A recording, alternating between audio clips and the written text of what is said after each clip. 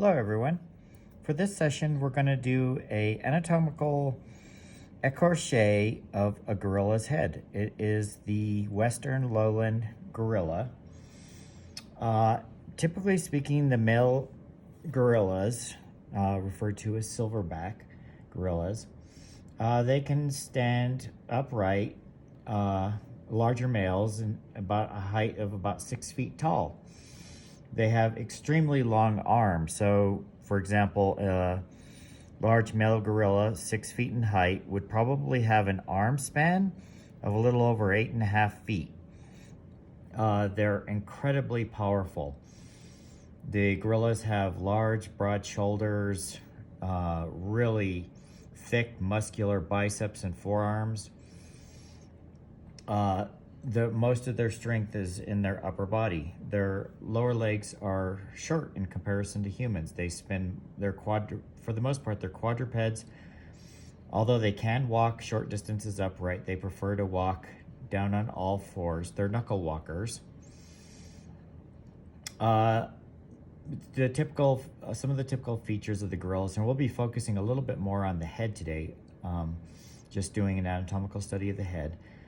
But typically speaking, they have forward-facing eyes, binocular vision, extremely large heads in proportion to their body.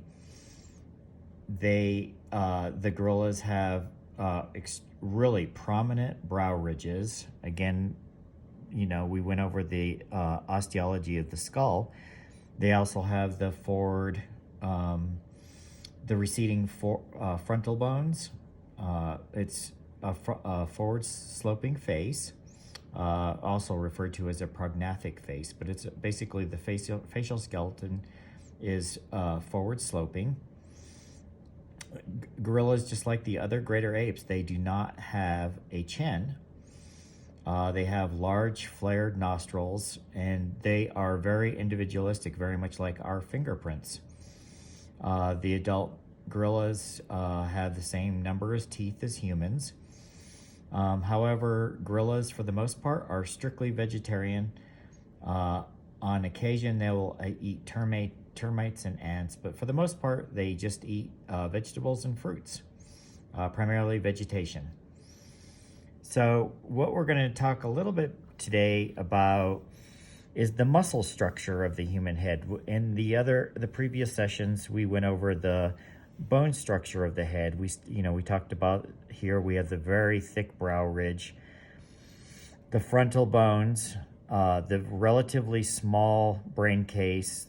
The forehead is slopes away. So if you were to run this pencil up through, for example, the under portion of this thick brow ridge, it would come straight out. If you did that on a human, it would wind up going right into the frontal lobe. But if you did that on the large apes, it would just strictly come right out through the bone structure and not do any damage to the brain portion. Then obviously there's no chin, which we'll get to when we start going over the muscle structure and doing some of this shading. The greater apes have this large sagittal crest that comes down the middle. And how I'm going to do this today is I will show the muscle structure on, for the most part, the facial skeleton, but I'm going to leave the bone structure up here for the back portion of the skull. This is where the brain case is. This is the sagittal crest. This is the thick brow ridge. We have the superciliary arch, the glabella. Then right in here we would have the zygomatic bone. The maxilla would be underneath here. Then we'd have the mandible underneath. And now what we're going to do is we're going to just briefly look at the muscle structure that sits on top of that. So it has a lot of similarities to the human. Obviously, we're somewhat related in terms of our genetics and our DNA. That we have about between 96 and 98%, somewhere in there, depending on the studies. We have about that much in common with our DNA.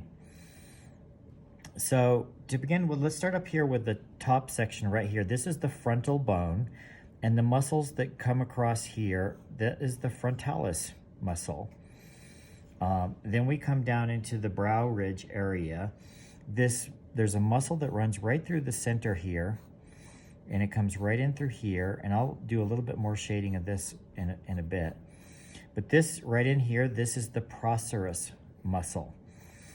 Okay, and then we have these two small little muscles that come through here, or the humans do and the greater apes, and this is known as the Corrugator Muscle.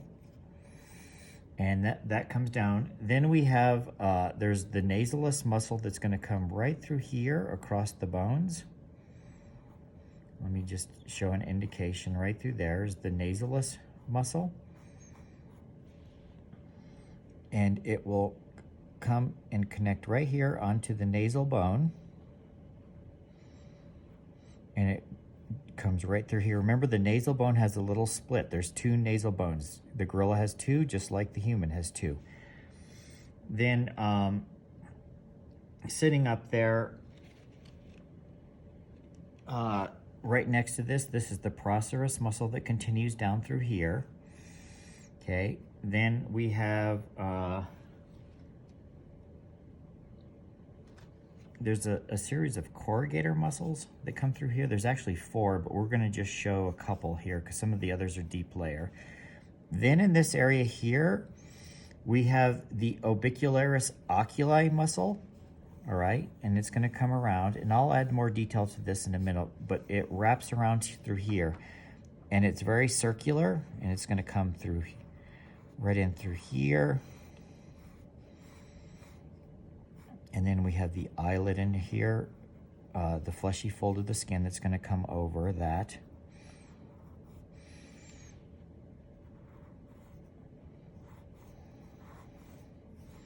And I'll add more detail to this here in a minute. I just want to kind of go over each of the muscle groups. So this is the big Obicularis Oculi, and it does come up here onto this brow ridge. You'll see some of that muscle up in here. And I'll add that again here in just 1 second. And it's important because I want to keep this light because part of this is going to fall into the light. So I still want to add the anatomical structure while thinking about the principles of drawing and the principles of shading. So then we have the fleshy part of the nose, and it flares out quite wide in the greater apes, especially in the gorilla, and it's very flat. Remember, they don't have a projecting nasal bone. So this is all relatively flat. This bottom part is mostly cartilaginous. It's made up of a series of pieces of cartilage. And then the breathing nostrils are right in here. And then wrapping around here is the Obicularis oris. And the Obicularis oris is the muscle that wraps around the mouth. Right here we have, coming across the zygomatic bone is the zygomatic muscle. And we have, there's two portions. There's zygomatic major, zygomatic minor. Then we also have right through here the caninus. And then we have the buccinator muscle coming right in here. This actually goes a little bit this way. And then one of the most powerful muscles on the apes, because they need this for chewing, this is the Masseter muscle. So this right through here, you can see right coming through here is the Masseter. The Masseter and the Temporalis muscle that's right up here on the side are a couple of the most powerful muscles in the head of the gorilla, and they need that for chewing all their vegetation. So that's the Masseter. This is the buccinator. This is the Obicularis oris. Around the eyes is the Obicularis Oculi. Those are the key muscles. Then we have obviously the Frontalis, and it extends down into here. Zygomaticus. Then right down in here, we have what's known as the Quadratus labii inferioris, and that comes through here at this angle and there, and on this side as well. This is the Quadratus labii inferioris. Coming out of right here, out of the Obicularis oris, is the Triangularis muscle. And it's easy to remember because it has this kind of triangular shape. So coming out right here is the Triangularis muscle. This was the Quadratus labii. And then we have a small little grouping of muscles that goes the other way. One thing that's really interesting about the human body, as well as most animal species, is anytime a muscle goes one way, there's always a muscle underneath going another way. So everything overlaps each other to give it strength and power. So that's sums up a bit of the muscle. Now let's just go over this and do kind of a little bit of shading here and add a little bit more detail. So the Obicularis Oculi will come down in here, and this Zygomaticus will somewhat connect through here. It fuses a little bit. And we want to enhance that, showing the muscles, the fibrous portion. And let's add some of the muscle direction of the Obicularis Oculi. And this comes around. And remember, we have this coming in here across the brow ridge.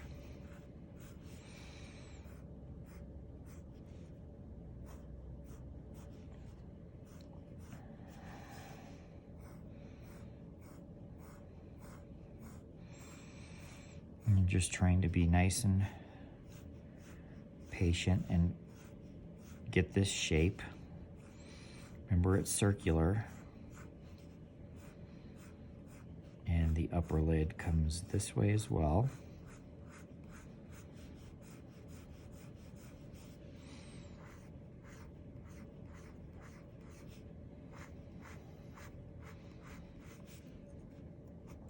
So the frontalis bone, or frontalis muscle, sits on the frontal bone, and it's a little bit thicker through there, and then it goes in behind the brow ridge. Remember, the brow ridge is going to come in front. So this is going to go behind. And the light will sit right up in here in that portion. And then the frontalis on the other side.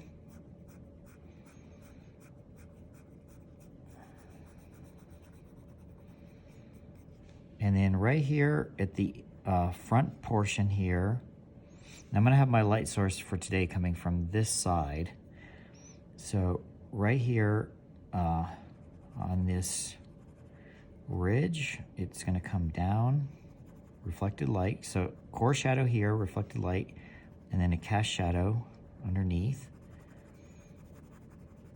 And all of this side of the sagittal crest is going to fall into shadow. And it is also going to cast a shadow. So remember, this is the brain case sitting in front. And I'm going to have a core shadow through there. A little bit of light hitting the top of the temporalis muscle. And then the temporalis muscle is going to go through. And I'm going to put all of this sagittal crest behind here in shadow. So I want it to recede. I want it to be pushed back. This portion up in here is going to have core shadow along this edge.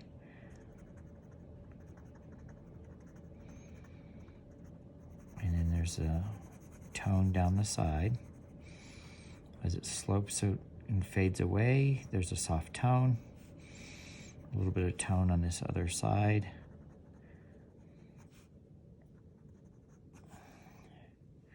And there's also a little bit of a tone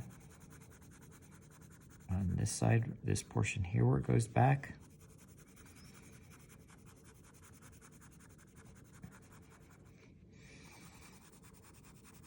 So for now, I'm just going to put a tone on all of this real quick. I can lighten it and darken it, because even within shadow, remember, even within shadow, you can still see form. But for right now, for this purposes, I just want to kind of get this all in cast shadow. And then I can distinguish a few things a little bit later. So coming back down here to the Frontalis muscle, this is going to wrap through here. This is the Frontalis here in the middle. And these are the Corrugator muscles on the side, useful in expressing emotion. And then let me enhance that so we can see where these muscles come. Then we have the nasal bone, and I'm just going to show that little division, even though you don't see it too much on the greater apes. So everywhere where this goes under the brow ridge, and even though this is the Obicularis Oculi wrapping around here, we still have to respect the fact that the muscle wraps around the osteology of the head, the bone structure. So we're going to do that. And all of this is going to be cast shadow in the eye socket underneath.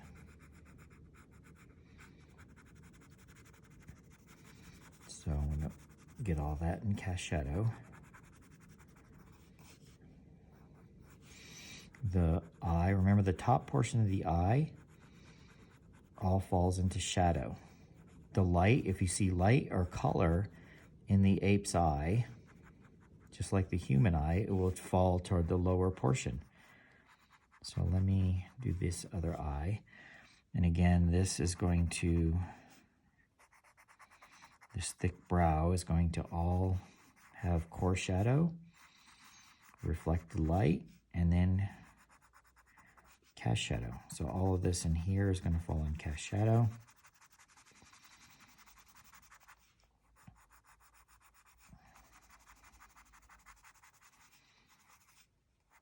There's got to be a tone on the top. Remember, light falls within the form, not on the edges. So even though this thick brow, it has to wrap around, and we will have the light on this thick brow is going to come through here, through this portion. So I don't want to have light on the edge or on the top, very, very top. I want the light within the form.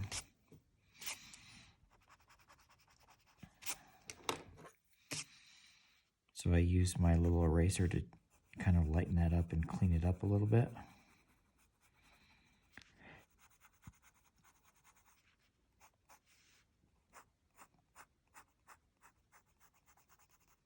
And there's the Frontalis muscle. And some of it's going up to that sagittal crest area. And this is the Corrugator muscle and the Corrugator muscle on this side.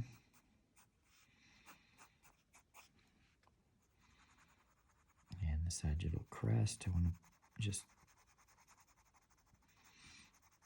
enhance that a little bit.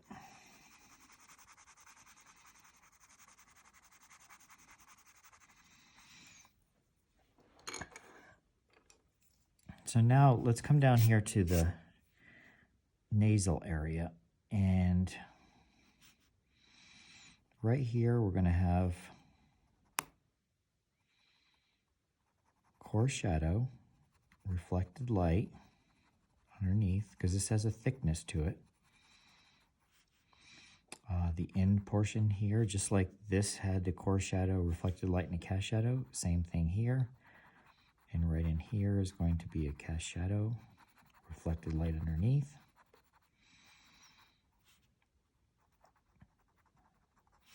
Light's coming from this side, so that we're going to have a little area in here. This fleshy portion raises up a little bit.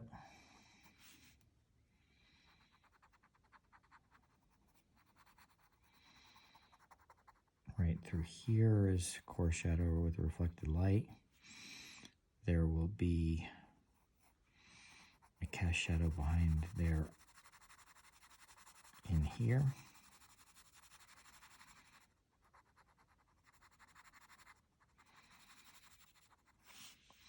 Inside the nostril will be dark where it goes in. So all of this is going to have cast shadow. Same here, we're going to have cast shadow inside the nostril. And it gets softer as it moves away.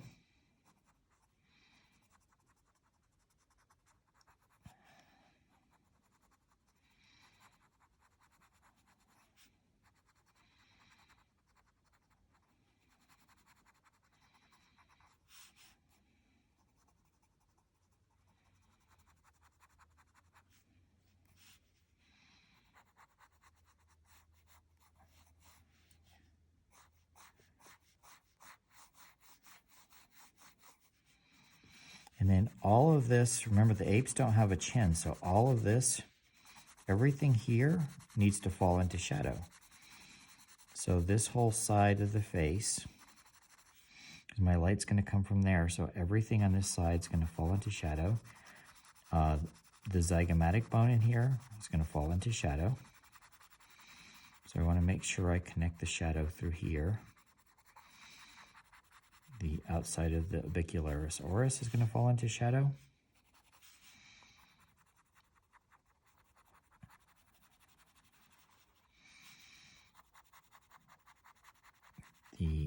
When we get to the area of the lip, it's going to fall into shadow. The lower lip is going to have a thickness through here, but this side is going to fall into shadow. So I want to have that. All of this Obicularis muscle coming down is going to fall into shadow.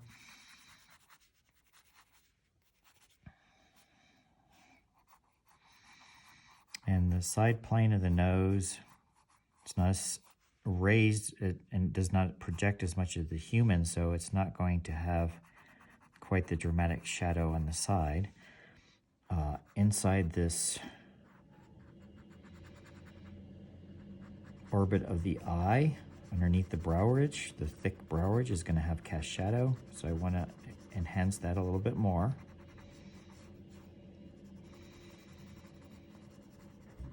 Remember, we don't see the whites of the eyes in the greater apes, although in the Rise of the Planet of the Apes, so that people can have somewhat of a closer affinity to the main character, Caesar, they may give it some human-like qualities, so you can see a little bit of the whites of the eyes in his eyes. So here we have the lower lid. And again, let me just put a tone on all this sagittal crest so that it goes behind in the occipital portion back in there,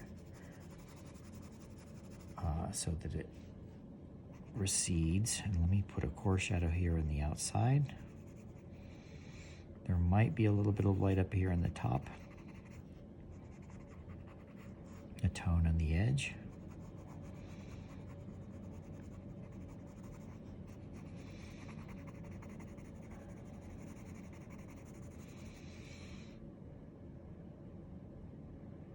And I want this to have cast shadow behind so that it pushes it back.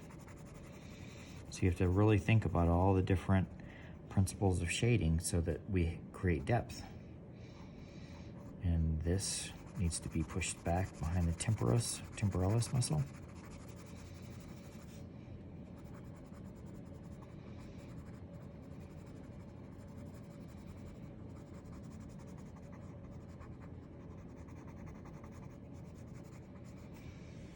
Okay.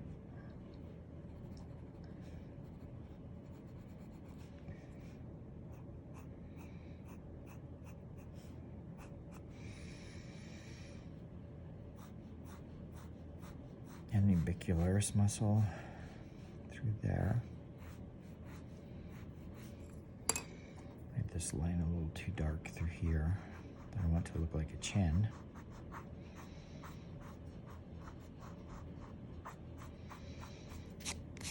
But I do want you to be able to see the direction of the muscle.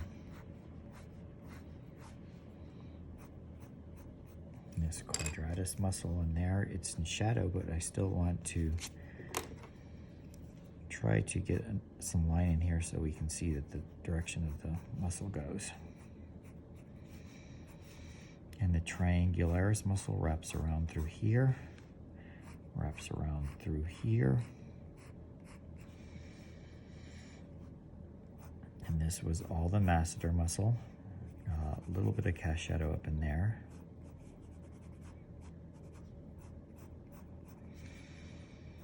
And then we had the Buccinator muscle through here, Buccinator muscle through there.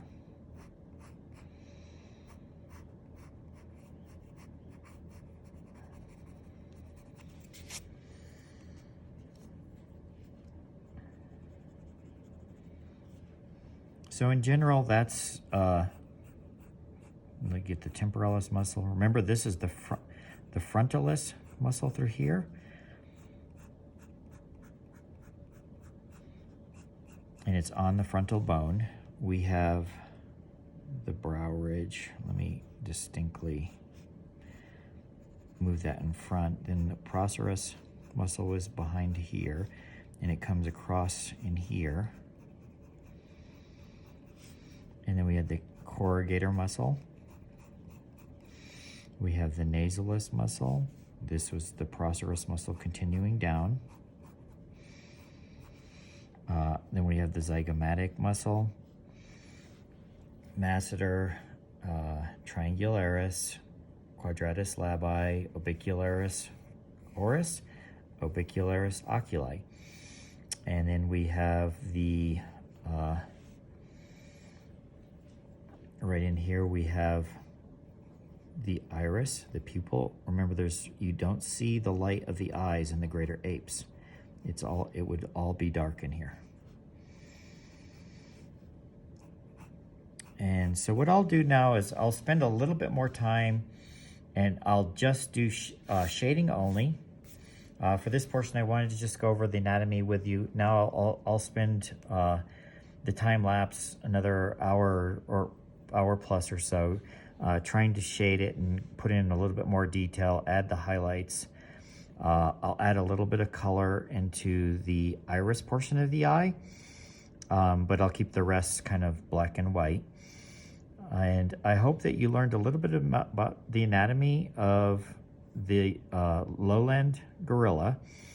And you can see a lot of the similarities to both the bone structure and the muscle structure between the gorilla and the human. Has a lot of similarities. I hope you enjoy drawing this, and thank you for watching.